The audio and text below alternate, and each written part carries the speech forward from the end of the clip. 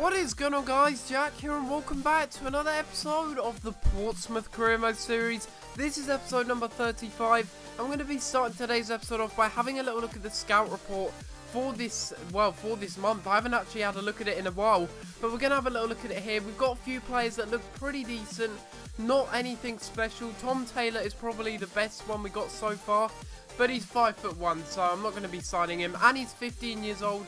So I'm only really interested in players that are 16 or 17 years old. We're also going to go ahead and purchase a very expensive new scout. We're going to go ahead and purchase Ben Turgay for, I think it was 600,000, and hopefully he'll be able to bring in some better youth players than the current one that we do have, which I do believe is 2-star experience and judgment, and I think this one is 2-star experience and 3-star judgment, so it's a minor improvement, but hopefully we will be able to find twice as many good youth players. Now that we have 2 scouts, we should be able to find some good youth players, and I'm confident that our scouts will be able to do that now that we have 2 of them. So I would hope that we would be able to find some good youth players, but we are going to start today's episode off, guys, by going into a game against Doncaster Rovers. They are in 20th place, and I do believe that means they are hovering just above the relegation zone. So that does mean we have a chance really here to pick up all 3 points and vital points as well. If we go ahead and pick up a win here, that will really help us at the top of the table, because really we are looking for automatic promotion, and we are also looking to win the title for the 2nd time in a row. That would just be absolutely incredible, but I know I have my work cut out against a very strong Doncaster side. But we start things off here with really nice passing play actually in the 24th minute. It's actually Clayton getting played through here by Maxwell Cornet, and I have to say I really should have done a lot better with this chance. Max Clayton, he took it a little bit too far, or I took it a little bit far, I should say, and unfortunately that meant that the defender could get back and make the block and interception and make sure that I didn't get the shot off.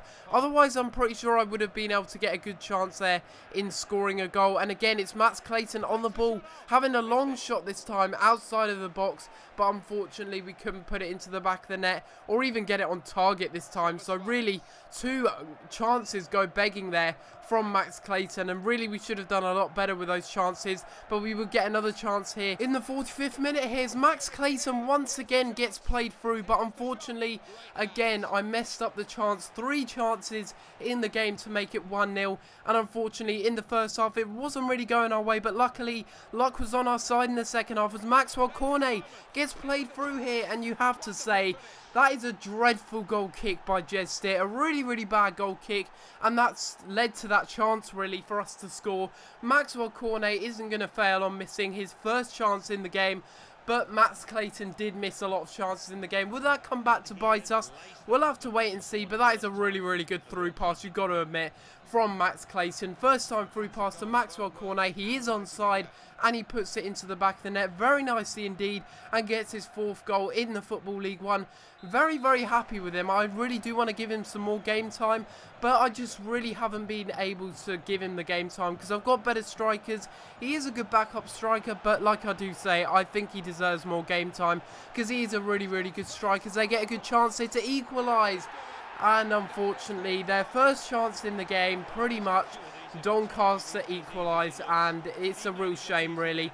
It's from a rebound, and there's nothing I could really do about it. I could try and clear it away, but the Doncaster player, Harry Forrester, was there to put it into the back of the net. Only just, I mean, it hit the roof of the net when it went into the back of the net, so he almost missed that. Imagine if he'd have missed that. That would have been pretty embarrassing had he have missed that chance. We would get a good chance here though, going ultra attacking, trying to find a chance in the game, and it hits the post. So unlucky. Jed Stitt saves it, and he tips it onto the post to go out for a corner.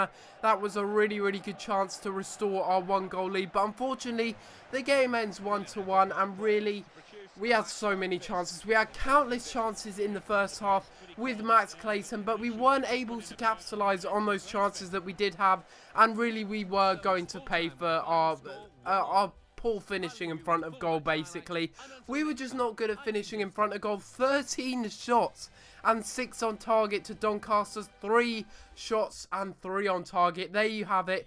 We deserved the win, but in the end, we didn't get it because we weren't clinical enough, and that's really just my mistake. I was playing a pretty weak defence in that match, and maybe that was part of the problem.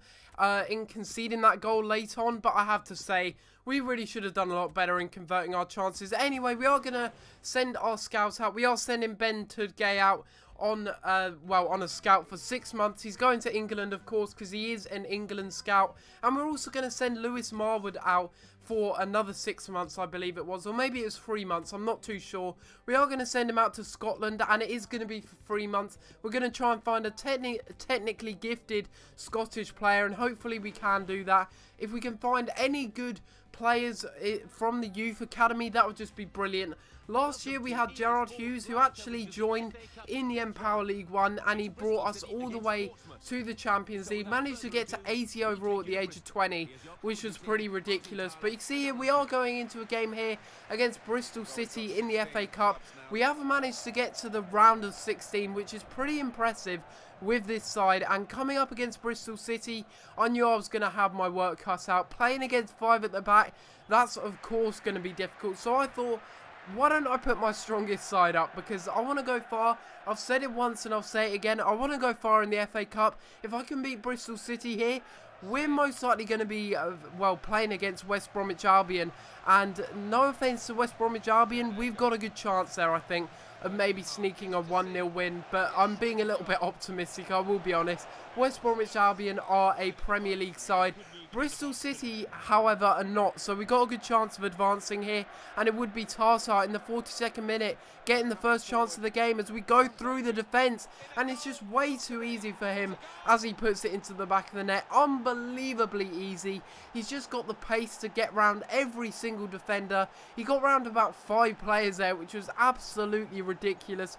Falling over each other, and even the 5 at the back can't stop that pace. That was a really, really good goal by Tartar, and he really hasn't been scoring too many goals recently now that I put it up to legendary, but he is a brilliant player. That doesn't take it away from him. He's a really good player, and a really nice goal there. A rare goal for him recently, and it's good to see that he's back on the score sheet again. They would get a chance there in the 65th minute, but it was a poor shot.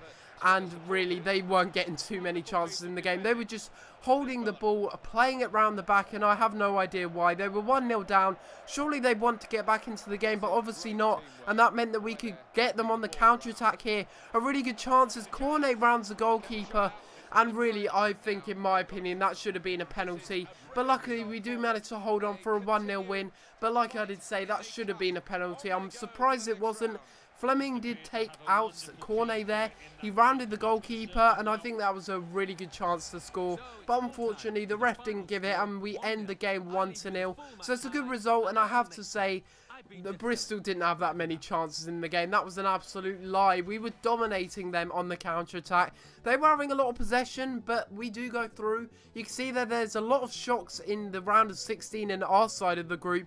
You can see that Leeds beat Newcastle. We, of course, beat Bristol, and Sheffield United beat Hull City. So a lot of upsets there in the round of 16, and it'll be interesting to see what goes on there.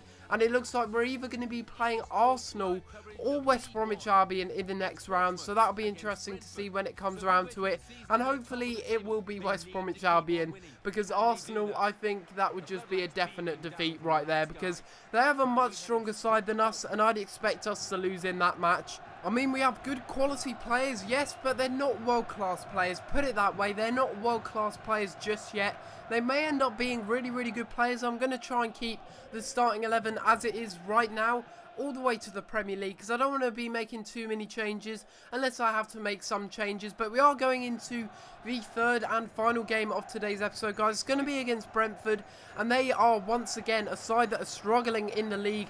They are in 15th place at the moment, so they are doing a little bit better than the other side that we did face in the first game of the episode. I can't remember who that was against, which is probably really bad, but you guys will remember who that team is. We did fairly well against them, but I thought we could have done better. It was Doncaster, of course it was, and we got off to a bad start in this match. Brentford manages to score in the 25th minute, and it's Liam Sercombe, the former Exeter City midfielder, who actually did move to Brentford. I think it was the end of last season, and he was a player that I was actually keeping my eye on, because I know he hasn't got the best of potential, but in this career mode, he is just somehow glitched. He's like 70 overall, even though he has only like 65 potential. He's 70 overall, so maybe he's a player that I go in for. That is a brilliant goal by him there, by the way. No denying that is a good goal, and maybe he will be a player that I go ahead and sign when we get into the championship. We'll have to wait and see as we get a good chance here in the 32nd minute. And it's Remy Bakar, the scout future star, getting on the end of some lovely build-up play actually between the left midfielder Hong Chul and our left back Bin and Williams. Some really lovely build-up play and a really good cross into the middle. Hong Chul, that is his speciality, whipping the ball into the middle. Unfortunately, crosses aren't as OP as last year, but Remy Bakar still scores a header nonetheless, and he gets a goal there and levels it up. Really, really nice stuff, and it's good to see him getting on the score sheet. The 17-year-old French centre-forward doing really well there, and we get another good chance here. Remy Bakar once again playing through Jed Wallace, and what a goal that is by Jed Wallace in the 56th minute. Oh my goodness, that is a lovely goal. Really nice passing play as well. Once again, really, really nice passing play. We pass it through Remy Bakar, first time chip through ball, and that is a really good goal into the back of the net. First time volley by Jed Wallace as well, and that was a really good goal. I was very happy when I scored that, because that was a really, really nice goal. Probably contender for goal of the series, but we'll have to wait and see. There's a lot of contenders for goal of the series that are better than that, but I still thought it was a good goal nonetheless. Really good technique on the half volley, and good to see him getting on the score sheet really, because again, he's a player that hasn't really done too much, but again, it's Remy Bakar setting up the player here. This time it's Berahino, and he manages to make it 3-1 on the counter-attack there. They got a chance themselves, Brentford, to level up the match again, but they got caught on the counter-attack, and they got caught badly. Berahino is going to finish that every single day of the week. Lovely little double tap B finish into the back of the net, and only Berahino's second goal in the Football League One, but he hasn't been here long, so you know he needs some time to acclimatise. I guess that's my excuse for not really for him not scoring too many goals, but in the end we managed to win the game 3-1. A good result on Legendary, and proving that I am getting used to Legendary. But this is going to be the end of the video, guys. Hopefully you have enjoyed, and if you have enjoyed the video, please be sure to leave a like on the video and subscribe if you haven't already, as it really does help out my channel, guys, and it shows me that you are enjoying this series. But other than that, guys, I'm going to have to leave it there, and I'll see you next time for another video. Thanks for watching.